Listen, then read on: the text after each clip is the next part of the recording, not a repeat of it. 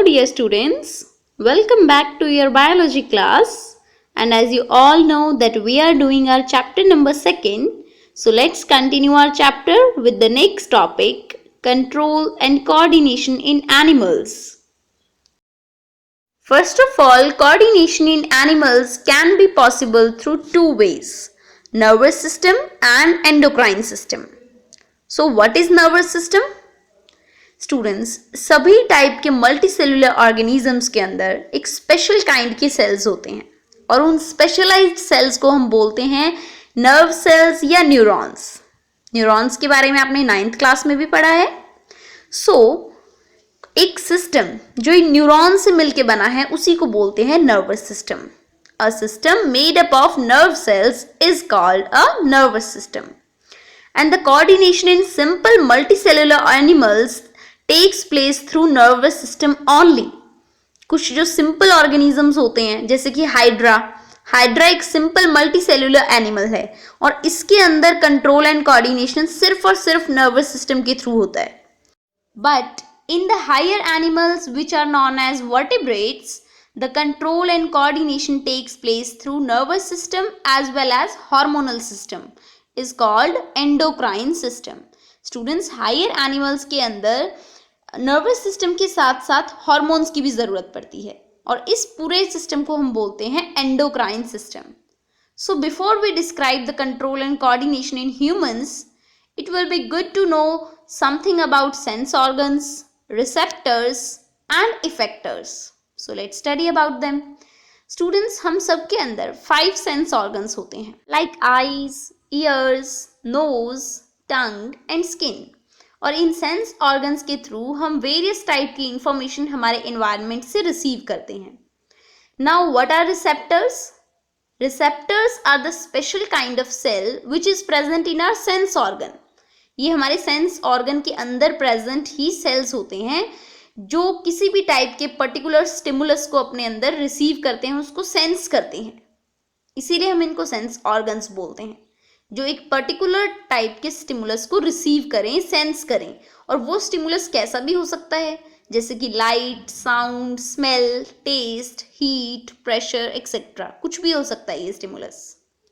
And stimulus के basis पे ही इन रिसेप्टर्स के डिफरेंट नेम हैं। For example, photo receptors detect light. Photo receptors light को डिटेक्ट करते हैं और ये हमारी आईज में प्रेजेंट होते हैं। Then phonoreceptors detect sound and they are present in inner ears. जो phonoreceptors हैं ये साउंड को डिटेक्ट करते हैं, साउंड को रिसीव करते हैं और ये हमारे इनर ईयर में प्रेजेंट होते हैं। Similarly, olfactory receptors detect smell and they are present in the nose. And gustatory receptors detect taste which are present in our tongue. And similarly, thermoreceptors detect the heat or cold which is present in our skin. So students, हमारे different sense organs में different kind के receptors present होते हैं जो stimulus को sense करते हैं. So when all the receptors in the sense organs receive stimuli from the surrounding environment, then they send the message conveyed by them in the spinal cord and brain in the form of electric impulses through the sensory nerves. Students, अब receptors ने जो भी information sense की है उसको वो एक electrical impulse की फॉर्म में सेंसरी नर्व्स के थ्रू ब्रेन तक पहुंचाते हैं। अब यहाँ पे एक अनदर टाइप की नर्व्स भी होती हैं जिन्हें हम बोलते हैं motor nerves. Now the motor nerves transmit the response from the brain and spinal cord to the effectors. अब ब्रेन ने क्या किया? प्रोसेसिंग की। प्रोसेसिंग करने के बाद जो मोटर नर्व्स हैं वो ब्रेन के सिग्नल को वापस लेके आती हैं इफेक्टर्स तक। Now what is effector? An effector is a part of body which can respond to a stimulus according to the instruction sent from the nervous system. Students, हमारे इफेक्टर्स क्या हैं? बॉडी के वो पार्ट्स जो brain से आए हुए instructions के अकॉर्डिंग अपना फंक्शन परफॉर्म करते हैं। फॉर एग्जाम्पल, आपको किसी ने वर्क दिया कि आप ये बुक उठा के टेबल पे रख दो, तो आपके ब्रेन ने आपको सिग्नल भेजा कि ये बुक उठानी है, तो आपके जो हैंड्स हैं, जो मसल्स हैं, वो वर्क करेंगी और उस बुक को वहां से उठाएंगी और टेबल पे रखेंगी। सो इसमें काम कौन कर रहा है? हमारी मसल्स। सो मसल्स और ग्लैंड्स ये जो पार्ट है हमारी बॉडी के, यही हैं students effectors. Now we will study about control and coordination in humans, कि ह्यूमंस में ये प्रोसेस कैसे होती है। सो हमारे अंदर भी कोऑर्डिनेशन की 2 सिस्टम्स हैं, nervous system and endocrine system, and we will study these 2 systems in detail one by one. Now let's discuss the nervous system first. So in the human nervous system, the function of nervous system is to coordinate the activities of our body, and it also helps to other systems of body to work together. So human nervous system के अंदर nervous system एक manager की तरह काम करता है, जो हमारी बॉडी की सभी एक्टिविटीज को कंट्रोल कर रहा है और बाकी सारी एक्टिविटीज को भी एक साथ मैनेज करने की कोशिश करता है। हम हमारी डेली लाइफ के सारे फंक्शंस इस कोऑर्डिनेशन की वजह से ही कर पाते हैं। For example cycling, reading, writing, dancing etcetera. So हम कह सकते हैं कि ह्यूमन नर्वस सिस्टम का क्या काम है? सराउंडिंग से इंफॉर्मेशन को रिसीव करना, उसको प्रोसेस करना और इंटरप्रेट करना, देन उसके अकॉर्डिंगली रिस्पॉन्ड करना। ये सब फंक्शंस हमारे नर्वस सिस्टम के हैं। So now firstly we will study about the unit of our nervous system, that is neuron or nerve cell. As we have studied that nervous system is made up of special cells which is known as neurons or nerve cells. Students, neuron is the largest cell inside our body. Now what is the important function performed by the neuron? Neuron carries message in the form of electric signals. जो हमारी body में electric signals transmit हो रहे हैं वो इसी neuron के through होते हैं, और उन इलेक्ट्रिक सिग्नल्स को हम क्या बोलते हैं स्टूडेंट्स? इलेक्ट्रिक इम्पल्सेस या फिर nerve impulses. Now we will discuss the structure of a neuron. So neuron has main 3 components, cell body, dendrites and axon. Now students, बाकी सभी एनिमल सेल्स की तरह इसके अंदर भी कुछ कॉमन फीचर्स हैं। फॉर एग्जाम्पल साइटोप्लाज्म, न्यूक्लियस, जो बाकी सभी सेल्स में भी होता है।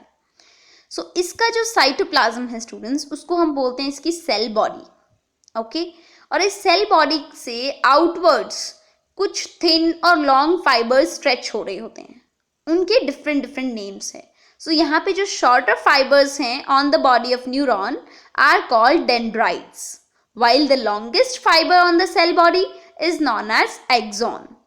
Now जो longest fiber है students axon, उस axon के ऊपर एक insulating और protective sheath भी होती है जिसे हम बोलते हैं myelin sheath, and this myelin sheath is made up of fat and proteins.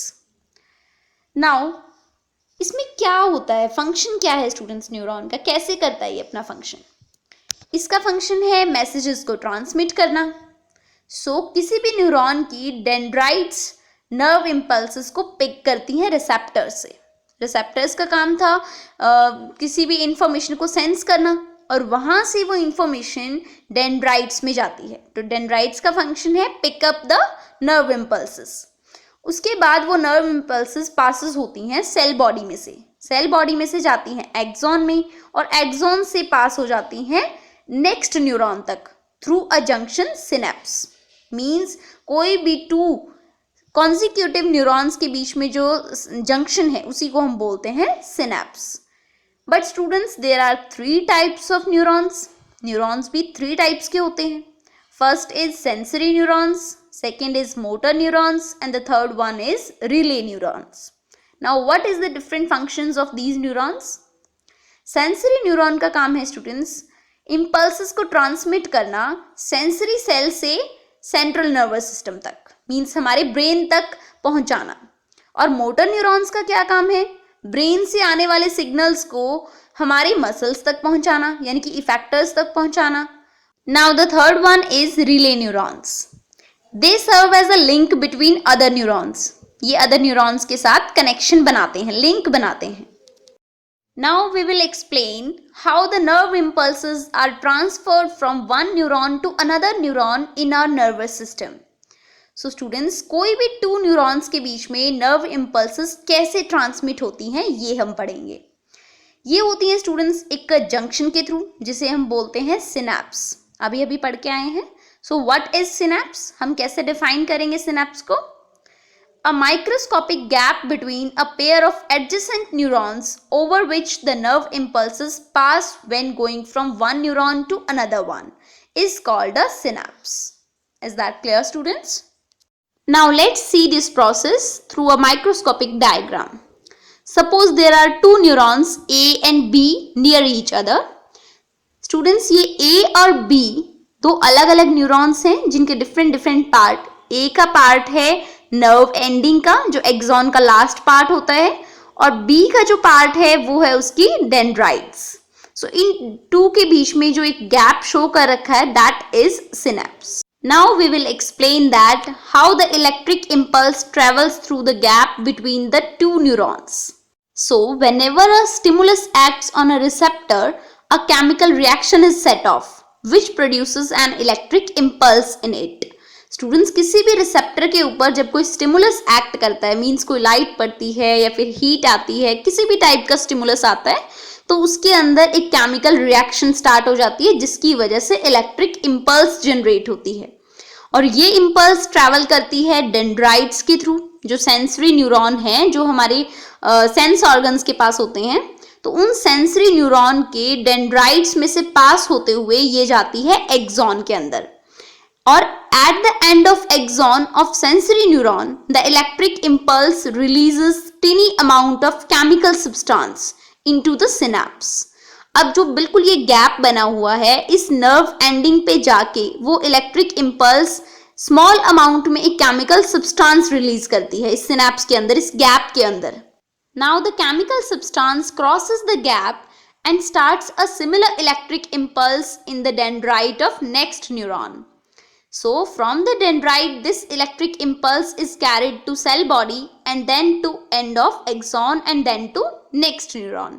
Students, ये प्रोसेस रिपीट होती जाती है. सबसे पहले सेंसरी न्यूरॉन ने स्टिमुलस को रिसीव किया, एक केमिकल प्रोसेस सेटअप हुई और उस केमिकल प्रोसेस से बनी एक इलेक्ट्रिक इंपल्स और वो इंपल्स पास होती है डेंड्राइट्स के थ्रू, डेंड्राइट्स से सेल बॉडी में, सेल बॉडी से एक्सॉन में और एक्सॉन से सिनेप्स को क्रॉस करके नेक्स्ट न्यूरॉन में चली जाती है. ऐसे ही नेक्स्ट न्यूरॉन के सभी पार्ट्स में से पास होगी और उससे नेक्स्ट न्यूरॉन तक.